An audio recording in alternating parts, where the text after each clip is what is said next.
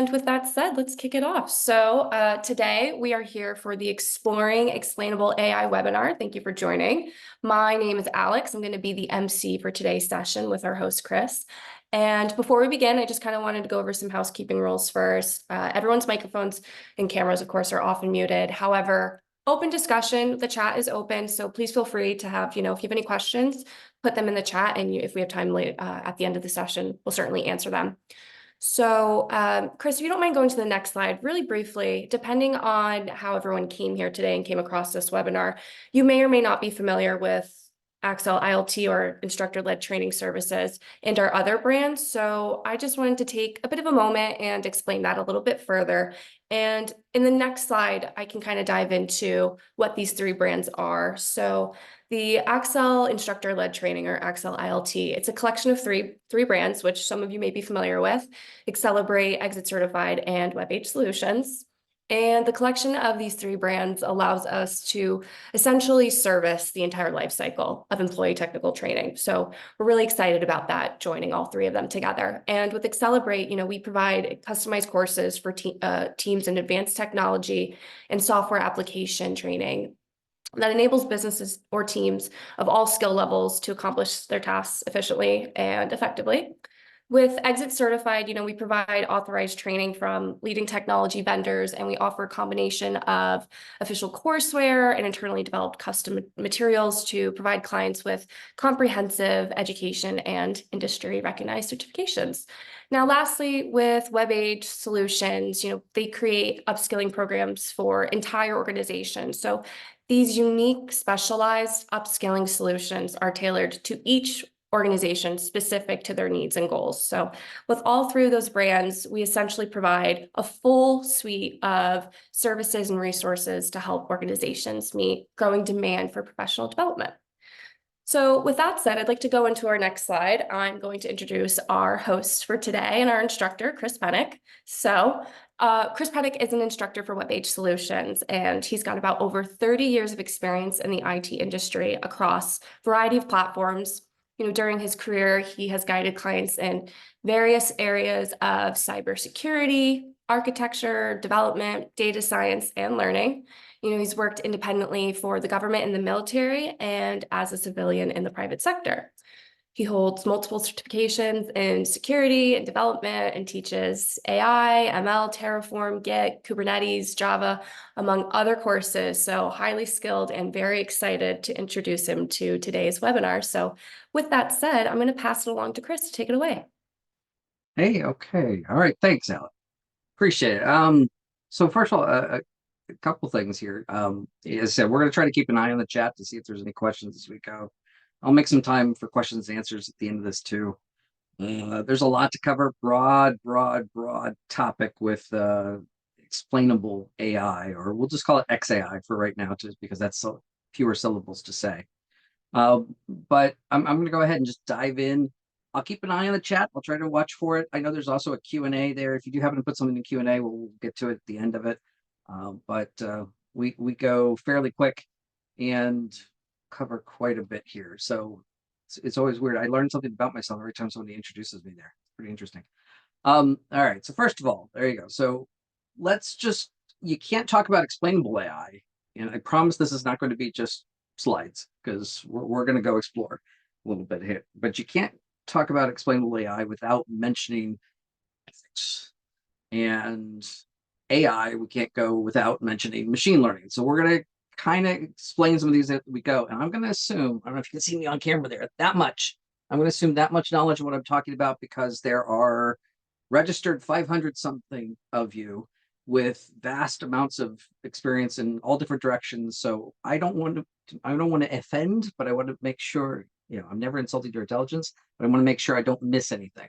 So I'm going to start sort of from the basics here. But one of the things that we look for in ethical AI, and we do offer courses on that in here, everyone is trying to become an expert. We'll talk about that in a little bit. And that is that, we're looking for human augmentation, right? We're trying to augment our decision-making process or just our daily task. But part of that means that there's some bias built into the system. So bias evaluation is something we look at in ethics, ethical AI. And a simple example is that Most of you are probably familiar with one of the biggies, OpenAI, ChatGPT. All right. Do you know where ChatGPT, by the way, is the interface? All right. The GPT part, that's the model. That's the actual application. So chat is just the UI. And ChatGPT, where did it get its data? And so what I like to show is, like, if you go look, you can look up the pile, and that's the start of it. I saw a hand go up for a second there, real quick. Get to that. And so basically, things like Wikipedia, Reddit, news articles, New York Times, of course, and that's why they're suing, and that's another story we can talk about. But all of these documents out there that were fed to something like ChatGPT or Bard or Claude or Gemini or Gemma or whatever you want to look at right now. There's plenty of these models out there. All right. They were fed tons and tons of data and then said, make some evaluation from that, make some context, make some conclusions from that. All right. Well, in that data itself, we can see that there's some bias. People, unfortunately, are not always the nicest on the internet, right? And just go look at Reddit for a while and you'll know what I'm talking about. But so that bias evaluation is something we built in. But the big one today, we're really only looking at one section of these 8 principles here, and that is explainability. How do I, when a decision is made using AI, either in whole or as an assistant, how do I explain why that decision was made? For example, you're trying to get a home loan, and the finance company uses an AI tool or a machine learning tool to decide whether you're a good credit risk or not. It would be kind of nice to know whether they, why they said yay or nay, right? That would be a good idea. Part of that is, to that point, there are laws in the US for that, in particular, for credit in particular. We don't have, we're still lagging a little bit behind Europe on when it comes to some of these laws on really pulling back the curtains. So we want to also make sure it's reproducible. The thing about, if any of you have experimented with ChatGPT, have you ever tried coming back with the same prompt, but at a different time? Or maybe a month or two later? Does it always give you the exact same results? There's some randomness involved in there. And that randomness may or may not induce bias too. So let's talk about displacement. The other thing that in ethics, we worry about with ethical use of AI, we worry about how that displaces humans, how that displaces current processes. And of course, just accuracy, trust on this, and data risk awareness. So all these are topics that we cover in an ethics course, but like I said, today in this little bitty 45 minutes to an hour session that I get to talk about explainability. So I'm going to promise to make it a little bit more interesting. So when it comes to that explainability, then just the challenges of explainability are, how do we deal with bias? Is there bias in the system? How do we reveal bias? How do we make sure that the decisions or the choices or the suggestions are based in fairness? And are they safe? Are they looking at something, it's, for example, AI is used in image recognition. Image recognition is part of the tools used for self-driving cars, among other things. There's LiDAR-based systems and so on. There's other types of ways to sense that something's around us, right? Those systems, they themselves could be compromised, or they could be based on bad assumptions. So a lot of it goes into there. So the components, right? It's a tough task to ensure that an algorithm, and that's our first buzzword. Okay, so algorithm. Anytime you hear me say that, you just think fancy recipe to calculate something. All right. Even when you're using ChatGPT, your words are, this is the 900,000 foot view, not the 80,000 foot view or the 10,000 foot view. Your words are essentially turned into numbers, big long strings of numbers. And what GPT, generative pre-trained transformers, are doing is they are doing big mouth calculations of what's the next likely probable word that I could use to give you a reply that you want. Right. So that decision, if you think about that, all that data going in there, safety, where that data came from, right? It's very difficult to decide if AI is reliable or not without evaluating the process of how it came to its conclusion. So unless we can see some of these things, right? How it came to whatever choice, whether that's a simple model that's giving you, hey, buy your stock at this price, or it's something more complicated, like help me write this essay. No kids ever do that, right? those things in there, where are they getting those, the ethics surrounding that, we'll worry about. That's a side topic that I'd love to get into, and I wish I had a whole lot of time to talk about. We have a 2-day course that we cover on some of these ethics, security, and explainability. But as far as right now, I'm going to just touch on just the explainable part. So let's look at this then. All right. So we need some components of how we decide that an AI algorithm, a model, is another word I'm going to use. We'll get to that there. How we decide that it is interpretable, right? That I can explain, right?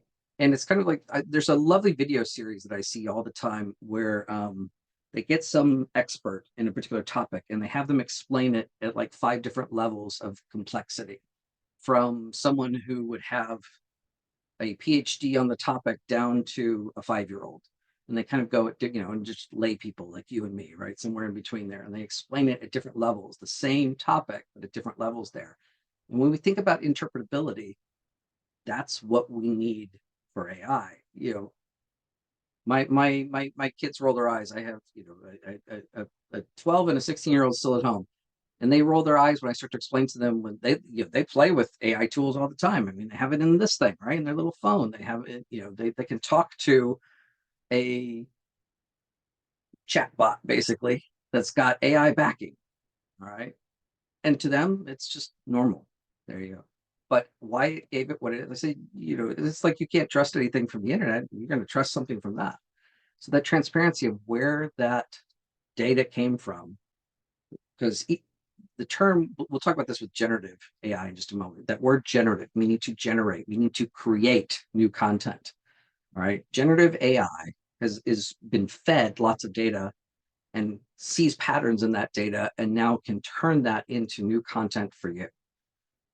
So that raises a whole nother issue. You hear of authors now suing like OpenAI because, hey, your GPT read my book and now it's spitting out parts of my book. And that got thrown out on some cases because what it's doing is it's generating things like the book. All right. But the book may have been fed to it in the first place. So that transparency, OpenAI has not gotten up and said, hey, by the way, here's all the data that we use to train. They do not. So open, it may be in their name. And by the way, the views and opinions are those of this instructor right here, but open may be in their name, but they're not exactly forthcoming of exactly what data was used to teach it. Google, with Claude, with some of these others, it's the same case. Now, there are some completely open models out there where we do know exactly what data was used to train the model. So who's accountable for that? The accountability. So each of these apply to the data, where do they get the data from? What's the model?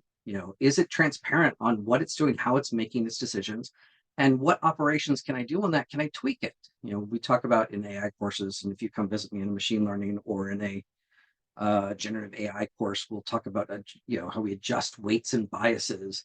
And the use of the word biases there is different, but biases towards certain pieces of input, how we lean to one another. So I'm going to do some bad sketches in just a second here. And I'm going to break this down here and say, first of all, that AI, we have to understand that AI is just machine learning grown up. How's that? No, that's a little bit now try that, Vishwa. People say that, but it does not give you the source. That isn't exactly right. It'll give you sources with, if you have an internet plugin. ChatGPT doesn't work that way, actually. It does not browse the web actively without the plugin. But things like Perplexity, if you go look at Perplexity, which can use multiple models on the back end. There's a question from Rishka in the chat there. Ask it, try it, ask it its source. And the thing is that it's, ask it to how it came to that conclusion. You'll see that it's not always forthcoming. It's not always exactly accurate. And even that, remember, it's generating information. It's why you can get a hallucination. And Vishwa, and I hope if I mispronounce anybody's name, I apologize ahead of time. But it's a really good question here. And the thing to take with that is that, remember that the generative word in GPT, generative, meaning to generate, to create, to make new, all right? So even what we'll often do is tell you what you want to hear. That's called a hallucination. Yeah, it won't. There you go, Avi. Yeah, Wade's got a question too. Wade, hold on one sec, or if you can put it in the chat. Let me grab. But yeah, or if you can put it in the chat, we'll get it from there in just a second. And I'll try to. I'm going to make sure too that there's some time that we can ask a bunch of these questions all at once. So on the left side, if anybody's a programmer, and I know I've probably got some programmers in this group, I've got some AI data scientists, experts, I've got some brand new beginners, I've got everybody in between, right? So on the left side is what we do without machine learning. Let's just call this programming, right? On the left side is programming, right? We just go in and we say, okay, I want to write a program, all right? And we just write that there. We go, oh, okay. Pen. Turns out my pen's misaligned. Actually, give me 2 seconds. I will fix this real quick. All right. No, I set it and here we go. Yep. Here we go. It was mapped to the wrong. There we go. Now my pen works better. Yay. Okay, good. All right, there we go. So left side, we call this programming, right? We'll just over here and we'll just say, then we got this little line over here. But with machine learning, so with programming, you have to give very, very specific instructions. You have to say, this is what I want you to do. So you often have very specific instructions. You also often have very specific data, not mentioned in this lovely drawing. And I have resources at the end of this of where some of these drawings come from. These are not mine. I went to geek school, not art school. So these are even better than what I could have done for you. So you get to survive my drawings right here. But on the other side of this, all right, when we talk about machine learning, which is the basis of our AI, what we're doing is we're giving lots of data, right? And we're saying, okay, take this data, and we can do it a couple different ways. We have supervised and unsupervised. We can get into gory detail. Basically, do we have the answers or not? Do we have the predictions? So we call that data. We collect a lot of these features, and we know that X leads to Y. All right. So we say, we know this. We can give, if we have a bunch of examples, like we say, okay, if you wanted to teach math to a machine learning model, you could just give it examples of, okay, if you see 2 plus 2, then you give me a 4. If you see 2 plus 3, then you give me a 5, and so on down the line. All right. And this is actually why a little bit why they're not so great at. But ChatGPT was not trained this way. All right. It can be tuned this way, but it was not trained this way. It was trained by basically saying, oh, here's a bunch of interesting data. Let's start finding patterns within that. Let's finding words. What comes next? If, the quick is the word that you have, what's the next word that comes out there? Somebody's going to say brown because the quick brown fox jumped over the lazy dog, right? So there's a likelihood, there's a percentage, a probability that after you see the word quick, you will probably see the word brown in the corpus, the collection of all the data that they fed to the original GPT. So we've gotten, now we're up to what, 4 and 5 something's coming sometime, probably not right away, but it's coming. All right. So the quick brown fox. So then again, there's a certain percentage of likely getting fox, next. Or my favorite food is. Now, part of this relies on the fact that when we put things into things like GPT, they get turned into numbers. All right.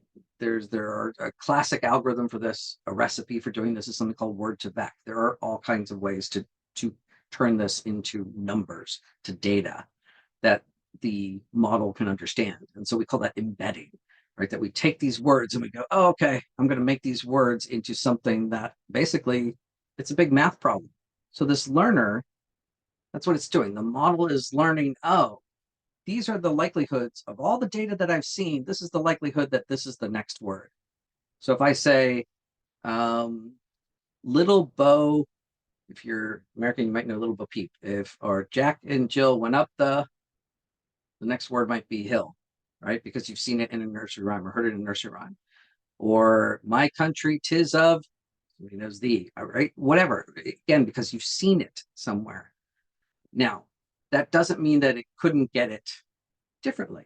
There is some randomness added to when it starts to predict these. So the model that's built from this, right, is saying, oh, okay, here's the likelihood. And we can even adjust that. Those of you who probably, many of you have a ChatGPT account, you may have the Pro. If you have the Pro, you can play with things like adjusting the temperature. The temperature is the randomness, so to speak, of if I asked everybody here, just real quick, I said, okay, my favorite food is, I bet you a lot of them, there's a high percentage that a lot of them would say pizza. There's maybe a lot of tacos. There's maybe a lot of burritos. And that's the same thing for any word choice within these GPT models. There's that they have higher percentages, and you can tell it, you know what, don't always pick the highest one. Give me a little bit more random to it. And part of that is that we call those parameters that we can pass to it. So this is our nutshell. All right.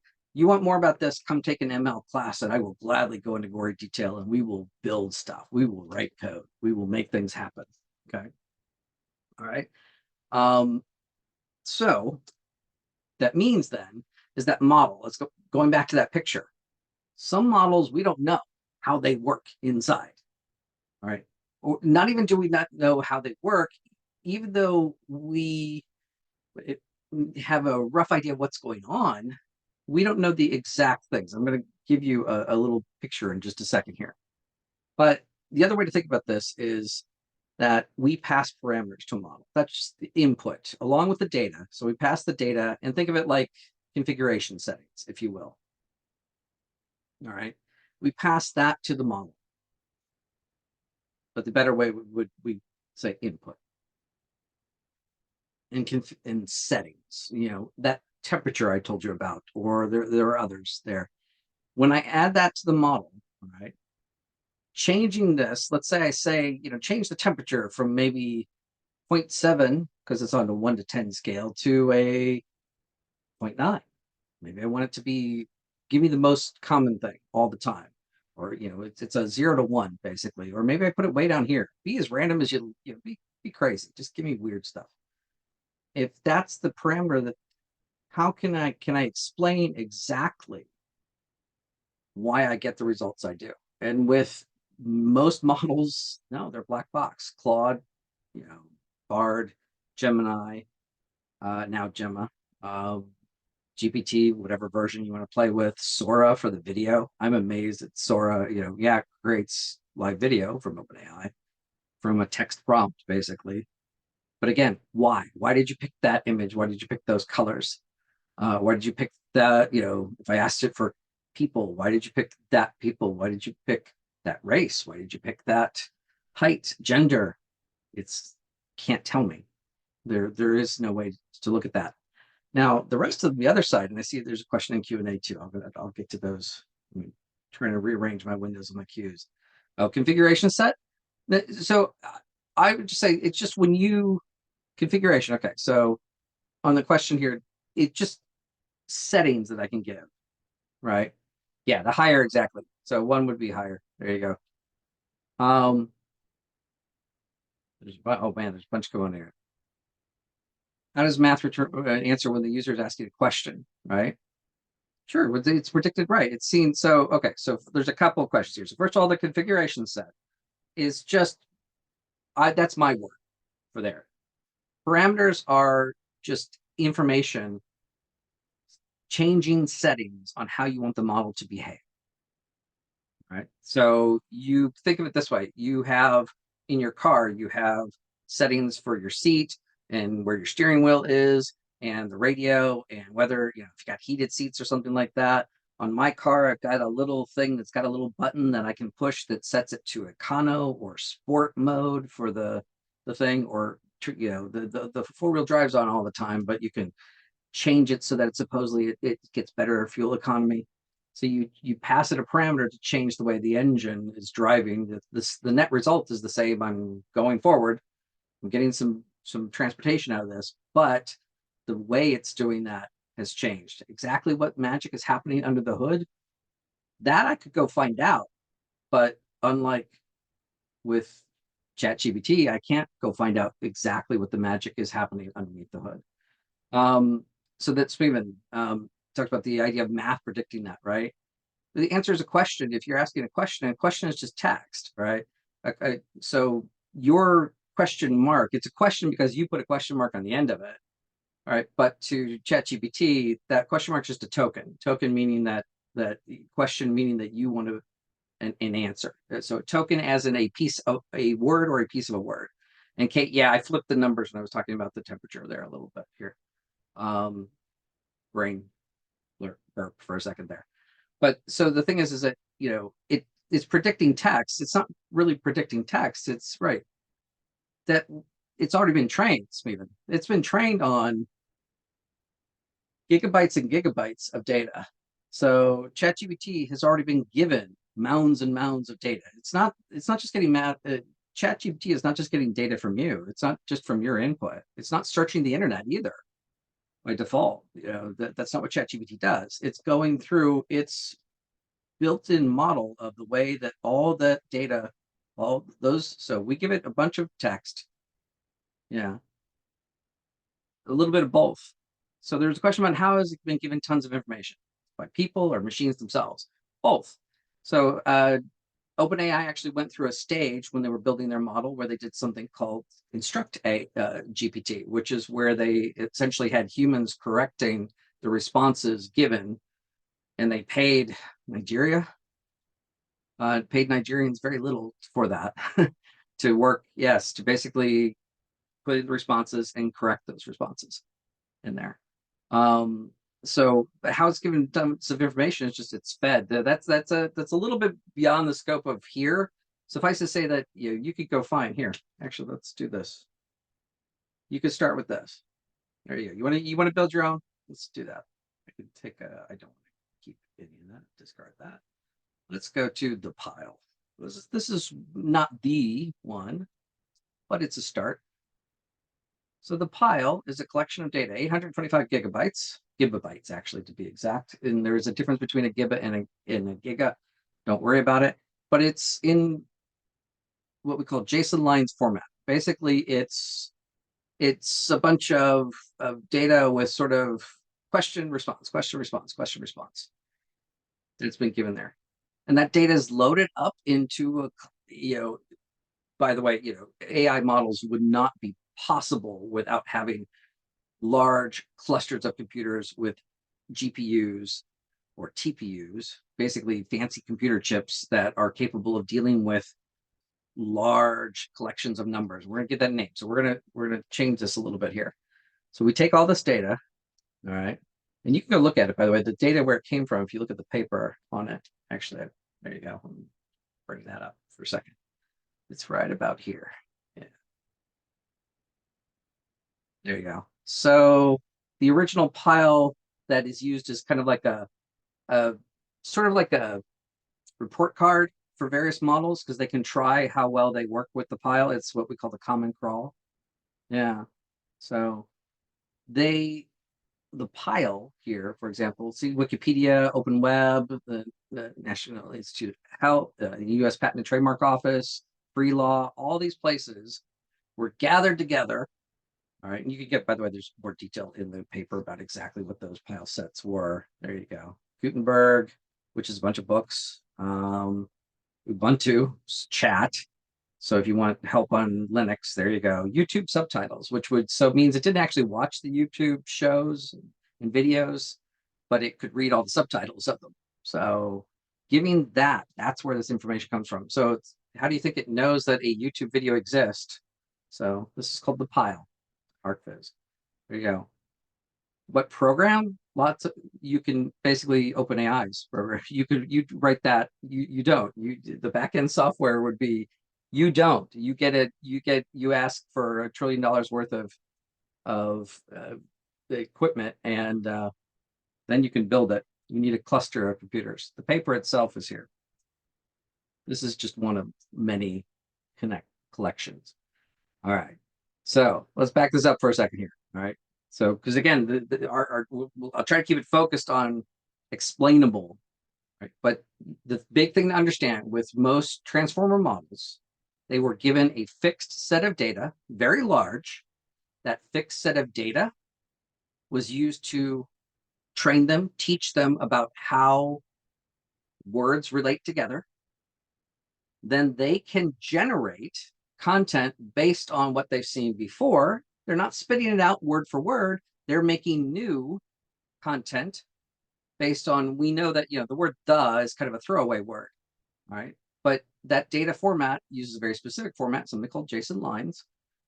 You can add in a corporation, you can get a corporate account with OpenAI, and you could add your own data locally and use it to do what we call fine tuning of the general model. So they'll use the big, it's still got the big generic set of data out there.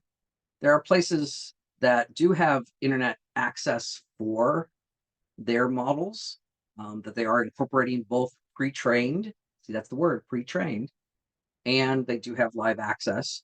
OpenAI by default, ChatGPT doesn't do that. You have to ask to use a plugin for that. In other words, it has a fixed set of time. Ask it what its knowledge cutoff is. If you have ChatGPT open, ask ChatGPT for your version, your permission, your account, what its knowledge cutoff is. And the most like they just upped it for the pro subscribers. Because they're constantly adding more training. They're gathering more data and they're feeding it to this cluster of computers and saying find patterns in there. All right. So that's kind of that's a whole nother, we do a whole course on, you want to build Gen AI, you want to learn about the components that make up Gen AI, as in generative AI, we could do that. All right. So let's think of, there are lots of different ways to do this, but essentially they come up with choices. So I'm going to give you a sort of a bad sketch to kind of further this out a little bit here. All right. Let's say we wanted to build a model that was good at recognizing shapes for image recognition. So we could do something like this. Each of these, we'll call this just a node real quick.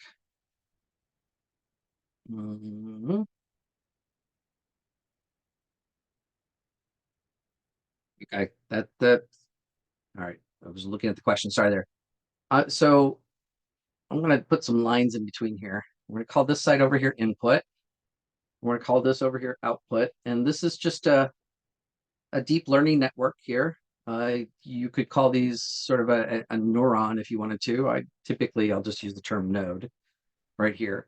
And in a cluster of computers, and so for example, like OpenAI's model, this is a function. You can, or if anybody's worked with something called TensorFlow or Keras, you can essentially you can define what a node is. It's a piece of software. And this is so a piece of software running in a cloud of computers. Don't try to put your head around it. It's going to hurt, right? Yeah, hold off on that one. Now we take that node, and let's say, for example, we wanted to teach this thing how to recognize shapes and colors. So the input could be, I could say, all right, I'm going to give you a little green triangle. So let's put a green triangle in here. And I show it a green triangle, and I convert that to digital, whether that's JPEG or GIF, whatever. I convert it to some format, a bitmap, some way that I can feed that into the computer that it can recognize this. Now, what it will do, part of the training is, right, exactly. The threshold, the node threshold is what sort of happens here. And this isn't exact. I'm giving you an idea of what may be happening. This gets back to our explainability. Let's say that the first level is just figuring out what the edges are like, what the edges are within the node. So it goes, oh, you got an edge like that. You got an edge like that within the input. Sorry, do you have an edge like that, or maybe you have no edges? I'll put 0, something like that. That's the first thing it does, maybe. So this first layer, the reason we call this deep learning is because it's got more than one. We're going to call these hidden layers. All right. See, so they're hidden because I know they exist. Hidden is a bad word. I think opaque would be a better word. I know they exist. They're not hidden from me. I know those layers are there. I can see them, in the model there. What I don't know is how they're making the decisions that they're deciding. And Matthew mentioned something about weights and nodes and the node threshold. Right. There's a function that we can say, okay, decide whether or not, is it true that it has an edge like this? Yes or no? Is it true that it has an edge like this? Yes or no? Sort of, we call that an activation function, and there are all different ways, sigmoid, ReLU, there's all different ways to do activation functions. All you need to know is that this is basically just a decision point, and it's making a choice based on the input saying, yes, you have an edge like this. Yes, you have an edge like that. Okay, so let me clean this up for a second. So let's go through what you might end up with. Whoops. erase the wrong thing. Let's put that back. Let's get this out of here. What you might end up with then, now, unfortunately, Mary, not so Mary asked about is there any rule of thumb knowing how many hidden layers needed? No, but I would highly recommend. You can see the effect of changing the number of layers. I'll show you a link in just a little bit called TensorFlow Playground. Some of my other ML people may have seen that before. It's a good way to kind of guess. Other than experimentation, no, it's not. Typically, because again, this is not even. I don't even know for sure that this is why it's deciding what it is. But I'm going to layer this. I'm going to label this layer.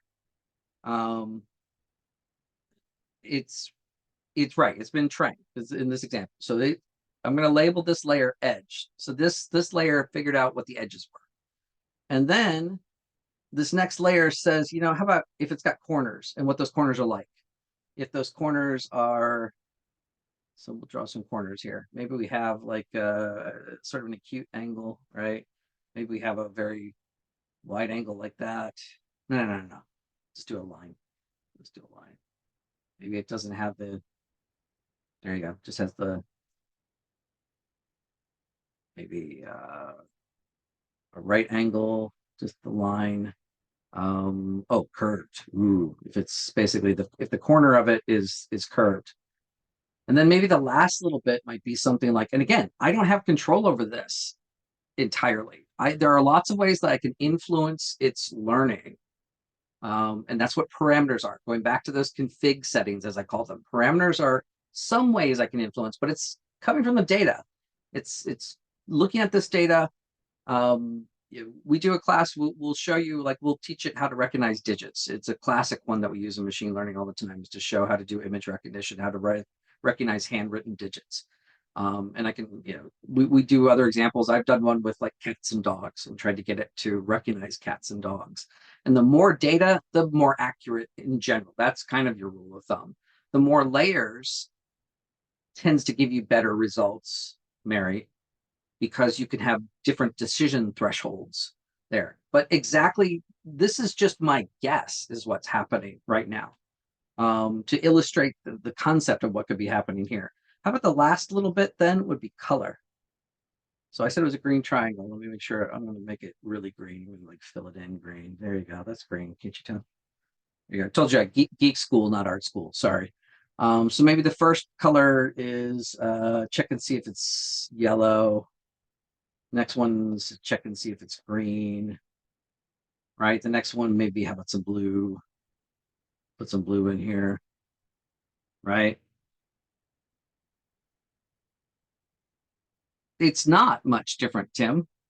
AI is built upon, so Tim's got this question about how's this different from probabilistic models. It's not each, the difference is size, deep. That the operative word is deep, right? It's a deep, so those hidden layers give it more chances to make those probabilistic choices there. All right, and last little bit, yeah, so Victor, if you're going to do a question, you're going to have to put it in chat or somewhere. Yeah. So since we're all muted right at the moment, and the last little bit, then I don't know. Let's add some red or something. There we go. Okay, so this is color. So let's look at this example then. We'll follow along. We'll use this to represent. So the first thing, the input goes in, and they all see it. All right. See, so all these edges here, checking the edge, all these nodes of the edge layer, check and see. So right. How reliable? See, you're not building your own. Unless you have millions of dollars, you are not building your own. There was a question about building your own. It's lots of data, lots of resources. All right.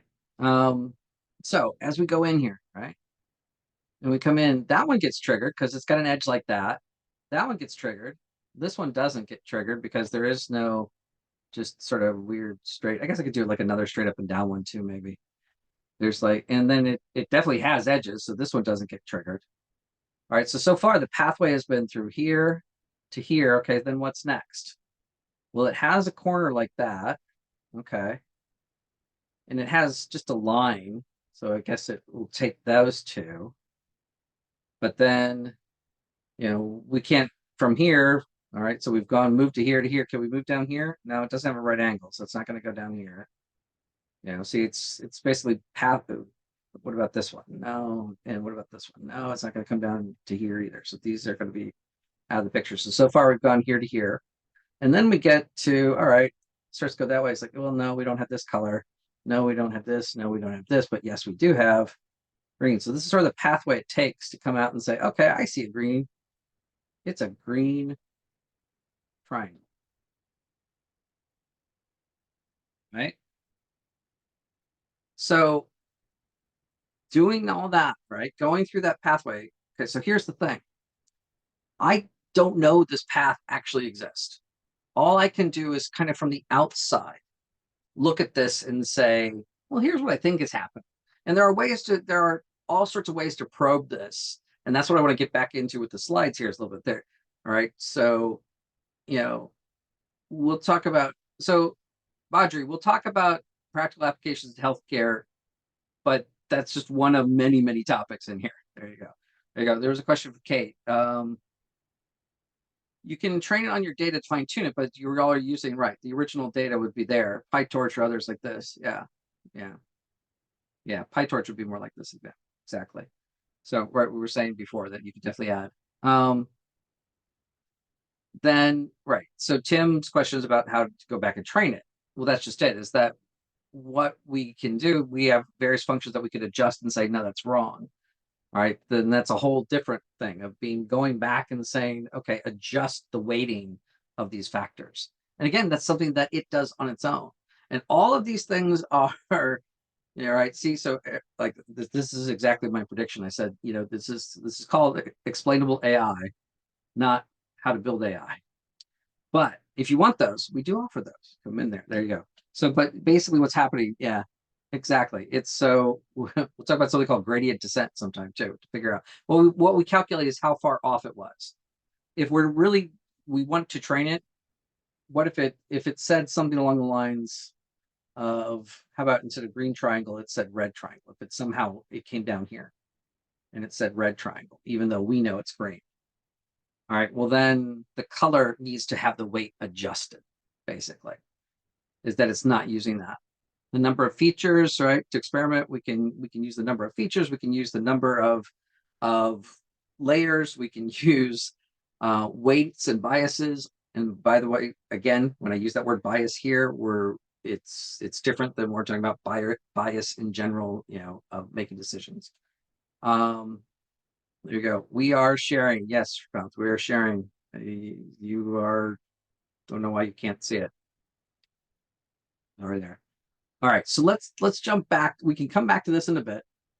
All right, we can play with this example again. There's lots of, like I said, we can talk about these, and this is just a generic network for a second here. So the black box, like I said, the problem is that it's not really, you can't just look at the parameters that you passed it. You can't look, oh, there you go. Steven, that's a good example. Right? You cannot just look at, you give an image of an X-ray, you give an image of or certain cells, cancer cells have certain shapes. Sickle cell anemia has a certain shape, right? Trying to detect the shape of the cell. All of those things and figuring those out. There are various classic algorithms to deal with each of those. But white box is what we will call some of these models. These tend to be the classic ones, what we call an interpretable model, or you might hear the term glass box, and I like to use that phrase more often. So the black versus glass, I can see through and I know what's happening. So when we talk about what we're trying to interpret, right? So let's kind of argue over some terms for a second here. I want to make sure we're all in agreement with this here. Is the scope of this interpretability, all right? Is the algorithm transparent? How does the algorithm create the model? All right. All I can tell you, OpenAI is not going to give you exact details. OpenAI is misnamed in the title. They should be called opaque AI because they don't entirely give you the details of how that works.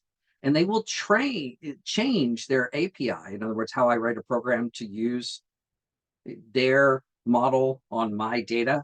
So it's been trained on a big collection of data, and now I'm using it specifically on mine. I just had to rewrite a course with another instructor just last week because OpenAI changed the API, the way we write our Python program to do this. And so did Llama and a couple others. So they're constantly rewriting ways. So you know how to interact with, you know what to give it, but you don't know exactly how to work with it. Matthew, if you raise your hand, I can't do anything because I can't turn it on. You got to put it somewhere. There you go. Global. So the other thing is like what we look at then is, how does the trained model make those predictions? And then, yeah, that's a good one, Stephen. Yeah, no worries, Matt. It's not a problem, really. It's just dealing with large numbers here. It makes it fun. What we want to look at. So when I was giving my example of the green triangle, the red triangle, blue triangle one, right?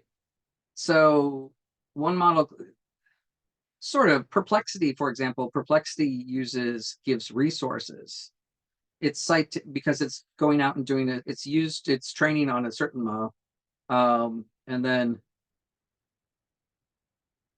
what's that? I don't know what's going on. Okay. Oh, that's sweet. Okay, I got you. All right, there you go. Sorry, but Irving brought up, he said, one model claims to give citations. So Perplexity is one, for example. What Perplexity is doing is using a pre-trained model and in addition, doing an internet search on related topics. And it's giving you resources for that. I love Perplexity. I use it quite a bit, actually, because it's very useful in finding kind of both there. But each of these, here's the thing. It's like, so let's break this down for a second. All right. First of all, the transparency of the algorithm, that's one thing. Then the next thing I want to know is how does the model itself make predictions? Once it's trained, what is its process, its procedure for giving me a prediction? All right. Then the next thing is, what about at a modular level? How do the parts of the model affect those predictions? In other words, is there a parameter that I can change to give it better or worse predictions there? Not all models are interpretable in that parameter level. Some linear models, for example, we'll talk about, that's the weights. And, for trees, it would be where it makes a decision tree, it's where it makes the splits, right? And cutoff points. And so Bing is, yeah, doing the same sort of thing as Perplexity. Bing Copilot. Yeah, it's basically, yeah. Oh, there you go. Llamas. Yeah, exactly. Llama. There are open models. The scope of this, and like I said, come to the Gen AI course and we'll look at many of them. Like I said, I was just going through labs for that yesterday, updating those labs to make sure that they still work just fine. And then when we get down to, we talk about what local interpretability means is, why did the model make a prediction for a particular instance? In other words, why did it make a prediction for my green triangle that it said it was a red triangle? Or why did it, for a bunch of triangles, that would be the group of predictions, right? See, for a group of instances, why do triangles come out weird in general? Why do triangles keep coming out with the wrong color, right? Those are things that in my particular model, as my purely hypothetical bad sketch, I can't explain with my model there, why it would work. So some techniques to get around this, to figure this out. All right, we have, techniques to sort of jump in there. We could do things, we'll talk about feature importance, or we can do some model specific techniques, and we talk about model agnostic techniques. All right. And so for feature importance, the idea is that what we do is we rank all that input, okay, and we base it on what we call its importance to the predictive modeling. I'll give you an example. All right. For example, so Shapley. So Shapley additive explanations. It's a horrible acronym because you steal the SH and the A and it doesn't matter. Anyway, but Shapley additive explanations. Here's the way to think about it. I bet you those of you who went to college, you had to do a group project at some point or another. And my daughter in high school, my college age kids, they all did the group projects. And there's always, right, there's the one person that seems to do like 80% of the work, and then maybe every week, two or three others do 5% a piece, and then one does like practically nothing, right? Okay, it's the same thing with these AI models. What pathways through those nodes, what decisions contributed to the results? Right. And so the way Shapley works is kind of based on game theory. It's essentially saying, so what if you and your friends decide to go into business together, and you want to figure out how much each person's individual contribution contributed to the overall profit of the organization. All right, that's essentially what Shapley's doing. Gini importance and permutation importance are other methods that are similar to that. So like I said, when I'm trying to figure out which features most affect the prediction, these are tools that we can use. And Shapley, for example, there has some good examples in Python that we can even go look at and do right online. Next little bit, model-specific techniques would be things like, see, the thing is, things like linear regression, logistic regression, decision trees, all right, sort of in order here. Some of these are very, linear regression is very glass box. You know exactly what it's doing. It's saying, oh, look at these data points, and let's see if we can make a line that predicts the next value. Let's see if we can map a line, plot a line to that data so that we can say, okay, the next value, if I give it this X, I should get a Y right about here on that line. All right, so it's very, right, see, direct interpretation of it is pretty easy with these sort of things.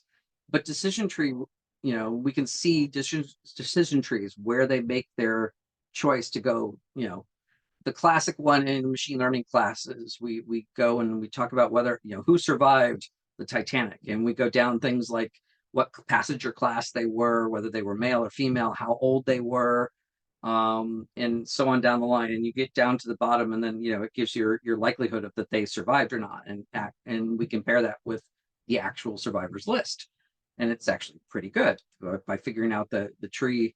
There you can get a good, almost 90% here of, yeah, you're right, that person would survive or survive the disaster.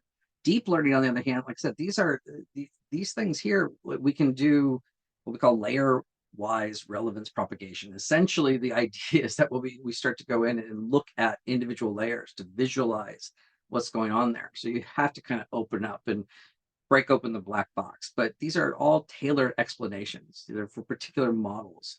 So the model you use and try to build gives me sort of limits to the choices I have to build explainability into it. And these are just, and the thing is, there's always new ideas on how we can make these more transparent. There are some model agnostic techniques. For example, something called LIME, which is this local interpretable model agnostic. See, it's even in the name. So basically, think of it like looking at a complex model and making a bunch of mini simpler ones that we can interpret. So the theory being that a complex model is just a bunch of smaller, simple ones. Like understanding one node is easy. That's why I gave you my little sketch. Understanding one node that says, is this a acute angle? Or is this green? That's easy. But starting to put those together, see, they get more complicated as you start putting those patterns together. But what it tries to do is build mini models, so to speak. Partial dependency, we look for like a single feature that, if we want to see what the effect is of a single feature. So it's kind of what I teach people when I'm like programming classes and troubleshooting. I say, change one thing, just one thing at a time. What's the difference you get? Change one thing again, change one thing, put the other thing back, one thing at a time. And that's sort of how PDP works. And counterfactual explanations, what we do is we keep describing, like a classic example is, let's say I was going to teach AI to recognize the Mona Lisa. That's one I've seen a couple of professors that I've used to kind of, or art in general, particularly the Scream, like Munch, whatever. We're trying to teach it to recognize a certain piece of art. What we can do is start saying, describing, features. What if I change her eyes? What if I change her smile? Does it still recognize that image as the Mona Lisa? At what threshold does that change? And all that's doing is telling me how it figured out, whether that was important or not. And so these are flexible models. Each of these could be an hour or two lesson in and of themselves of just working through this. So my suggestion to you, if you're going to really get into this, right, is of course go through, make sure you've got a good handle on classic machine learning, go through some sort of Gen AI, and then you can go and learn to build extensible, explainable XAI from there. But interpretable models, like all of these, if my data scientists look at these and they go, yeah, I know all these, right? Like if I asked you, you would be like, yeah, and you know how they work and you know what they're doing. They're inherently explainable because they're just math problems, basically, right? We take the data points to figure out the linear logistic regression. Naive Bayesian is based on probability of A given B. K nearest neighbors, we just look at the data points and we say, oh, let's look at 3, 5, 7, whatever of your nearest neighboring data points, and we'll decide that you belong with them. Right? That's easy to interpret, easy to understand how it came to that. Right? But there's trade-offs as you keep going through this. As you keep going to, you want model accuracy. So deep learning models, very accurate, but interpretability tends to be nothing, right? And so you kind of work your way up. And I don't entirely agree that it's a nice smooth curve like this, or that it's exactly this difference here, but it's just kind of illustrating the point of somewhere along that as you go from classic machine learning, which would be what we have down it this way, and working our way up to these fancy deep learning models, that the interpretability just disappears, just starts to go away, becomes opaque, right? So there's another way you could look at this. We could not just looking at the interpretability, but the bias. What we could do, all right, is try to add in to that normal process, the kind of nutshell process I gave you earlier there of going through this. I know I'm getting close on time. I'm going to lose you all soon. I'm almost done. All right, there is that we could just add, document the bias, gather more data, and rinse, repeat. We go through this process. We put in specifically places to check for bias, to check for explainability. But this is still outside the box, right? See, manual automated process to assess, monitor the production on the scene data. So this answers the bias side of it, and that's an ethical issue more than an explainable issue here. It doesn't really explain how they're getting their choices. So I mentioned some algorithms. I'm going to kind of buzz through this quickly. I can make the slide set available. The recording will be there. I know we're getting near the end. There's so much to cover. I knew it was not going to fit in 45 minutes to an hour. But the local that I mentioned, the locally interpretable model agnostic explanation. This is Lime. Basically, we make mini models, as I said. Shapley I mentioned. A few others though. Morris sensitivity analysis. Basically, it works. We work through. We could sometimes call this as a one step. All right, so we do one step at a time. Only one input every time we run through the model is adjusted. One input and one input only. So that takes a lot of work. So you almost need another one to do the same thing. Contrastive explanation model. I'm going to buzz through these real quick. I'm going to come back to them. I'm going to move to something else here. I do have in the slide set there links of some of these tools. There's a nice little collection on Alibi, and these are awesome. Production learning has a good collection of about ethical AI, but there's a toolbox for machine learning here at Ethical ML, so XAI. And like I said, I'll have these available for you to look at. Chap, Lucid. So let's talk at healthcare then, because there was a question earlier about it. Let's mention it real quick. All right, and that is the thing is that how that's going to matter here. And there's that was it. So I have the example here. Let's see if I can grab it. Unfortunately, yeah. Let me grab. So that was it United Healthcare was getting sued over the use of AI in here. Let me see if I have this link. There we go. Like I said, I have too much to fit in an hour. There's just too much to fit. There you go. Yeah. AI ethics lawsuit. It was United U.S. District Court. Yeah, United Healthcare for utilizing the NH predict algorithm to make healthcare determinations. And so plaintiffs, they're suing. They're representing deceased people who said they were forced to pay out of pocket for things that were necessarily. The AI said it wasn't necessary. They say, well, it should have been. So anyway, so this is where we're heading. This is what we're going to start seeing. So, what we need is to put that explainability. How did that NH predict make that prediction so that we can understand that, give that to the end users, then we can have data decisions made on this, right? And now, great, we can decide, do you really need that care?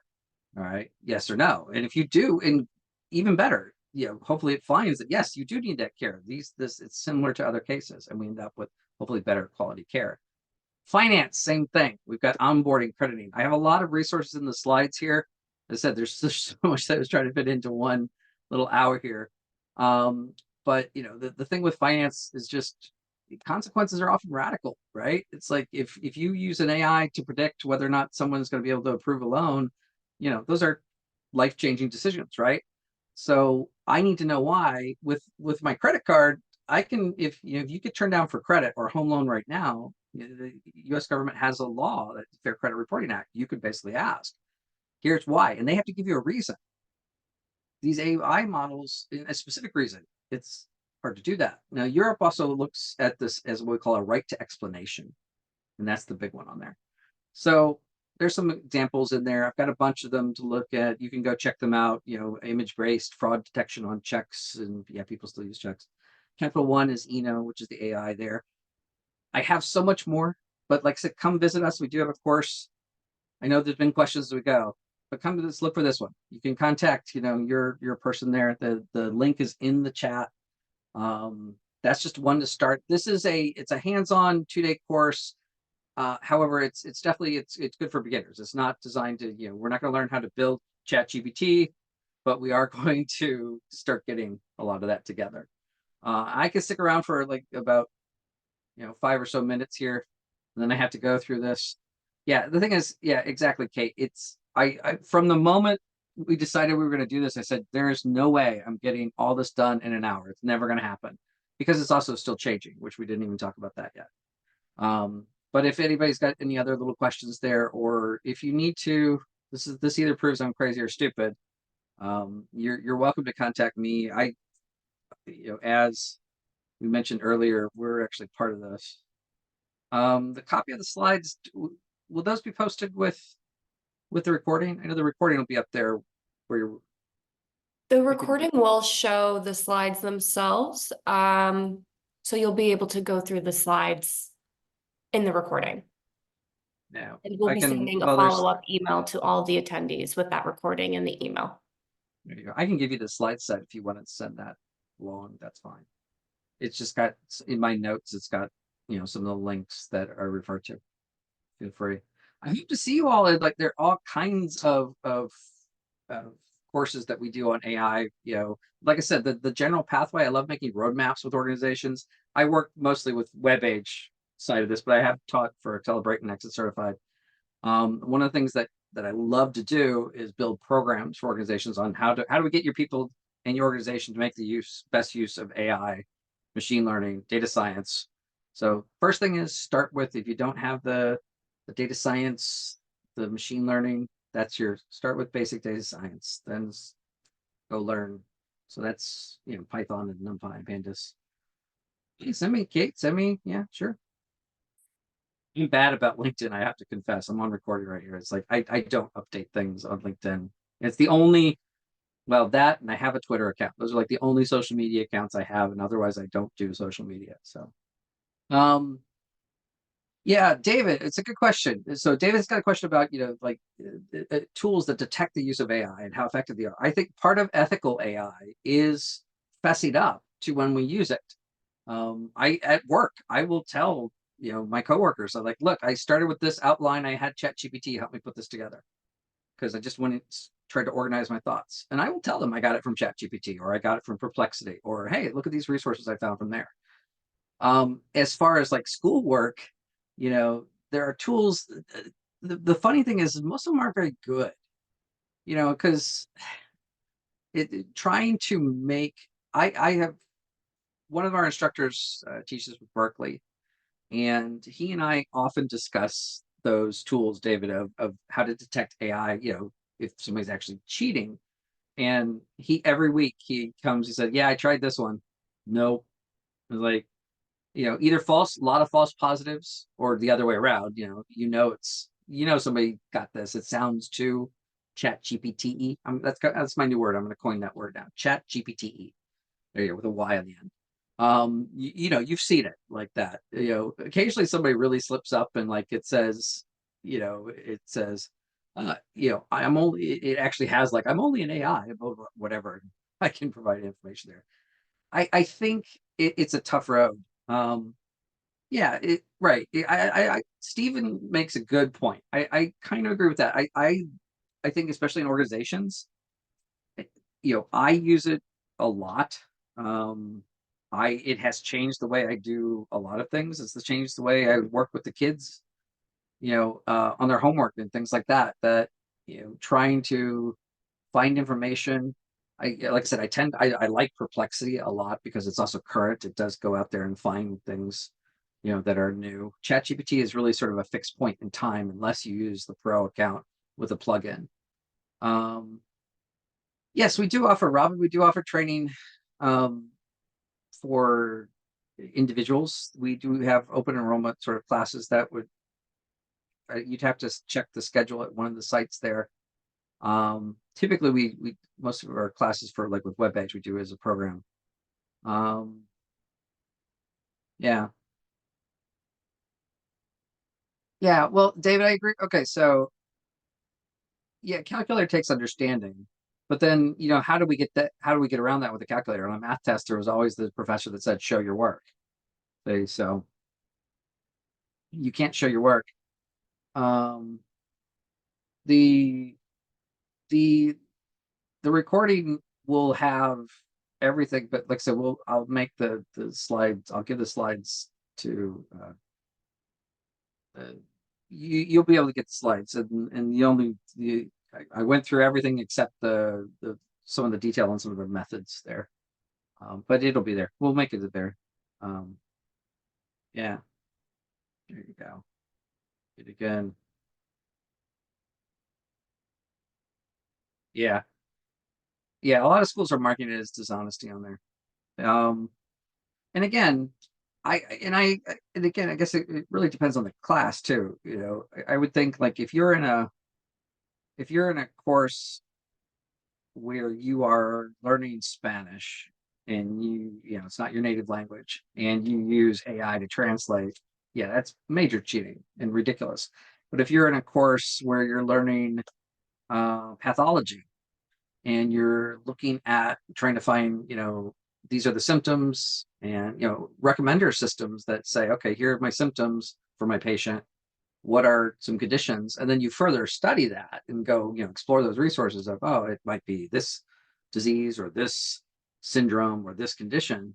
See, that's a different thing. It's got its tools. It goes back to healthcare that we asked about earlier.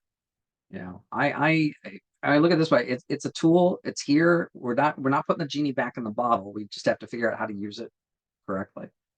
And I think that's going to be a case by case basis on a lot of things. Yeah. Like the flip side to support that. There you go. So what Srikant said, yeah. If you go look at, there's a case study of a lawyer who got all his, when you're a lawyer and you go to trial, whether that's civil or criminal.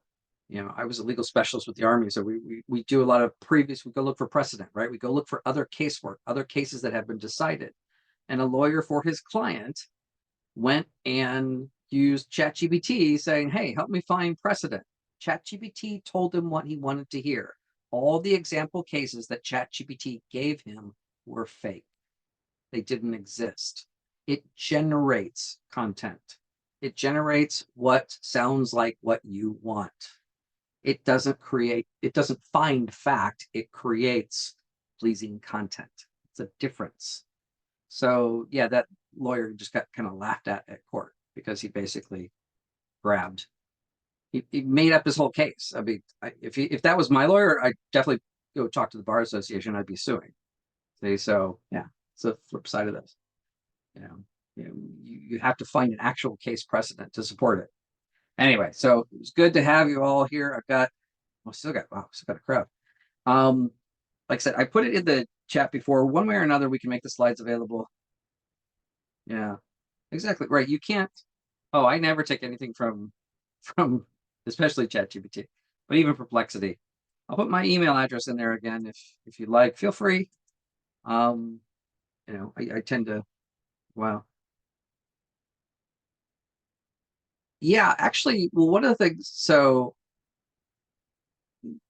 not Tim. It's a really good question. So Tim asked the question about like a memo pattern of how to help with explainability, sort of logging what they do. Some of the algorithms that I was mentioning for explainability, that's what they do. So they, Lime, for example, will give you sort of a here's at each layer sort of telling you what the decisions were made. It's trying to add that into the whole processing effect. Shapley actually has a good demo online that if you've got access to like Google Colab, or you've got Anaconda installed or something like that, you can just run and download on your own. The right, you end up making a model to examine your model. So it's this sort of, but you use a model that you can interpret.